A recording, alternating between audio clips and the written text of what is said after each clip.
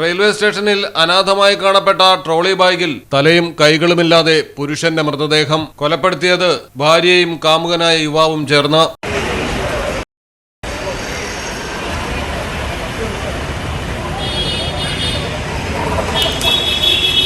Chennai Perambur railway സ്റ്റേഷനിലാണ് സംഭവം. അസം സ്വദേശിയായ അമീർ അലിയാണ് ക്രൂരമായി കൊല ചെയ്യപ്പെട്ടത്. അന്വേഷണത്തിൽ യുവാവിന്റെ ഭാര്യ രോഹിമ, സുഹൃത്ത് അഷ്റഫ് എന്നിവർ അറസ്റ്റിലായി. പ്രതികൾ കുറ്റം സമ്മതിച്ചു. ഉറക്ക ഗുളിക നൽകി മയക്കിയതിനു ശേഷം കൊലപ്പെടുത്തി ശരീരഭാഗങ്ങൾ മുറിച്ച് പല സ്ഥലങ്ങളിലായി ഉപേക്ഷിക്കുകയായിരുന്നുവെന്നാണ് പ്രതികൾ പോലീസിന് മൊഴി നൽകിയിരിക്കുന്നത്. ഭർത്താവിന്റെ തല ഉപേക്ഷിച്ചത് ചെങ്കൽപ്പെട്ട് ജില്ലയിലാണെന്ന് ഭാര്യ പോലീസിനോട് പറഞ്ഞു.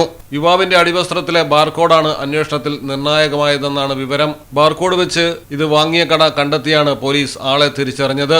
പെരുമ്പൂർ റെയിൽവേ സ്റ്റേഷനിലെ 4 നമ്പർ പ്ലാറ്റ്ഫോമിലേക്ക് പോകുന്ന കോണിപ്പടിക്ക് താഴെ ഉപേക്ഷിക്കപ്പെട്ട നിലയിൽ നീല ട്രോളി ബാഗ് യാത്രക്കാരുടെ ശ്രദ്ധയിൽപ്പെട്ടു. ബാഗിൽ നിന്ന് ദുർഗന്ധം വമിച്ചതിനെ തുടർന്ന് റെയിൽവേ പോലീസിനെ വിവരമറിയിച്ചു. GRP സംഘം സ്ഥലത്തെത്തി പെട്ടി തുറന്ന് പരിശോധിച്ചപ്പോഴാണ് പുരുഷന്റെ ഉടൽ കണ്ടെത്തിയത്. റെയിൽവേ സ്റ്റേഷനിലെയും പരിസര പ്രദേശങ്ങളിലെയും CCTV ദൃശ്യങ്ങൾ പോലീസ് ശേഖരിച്ചു.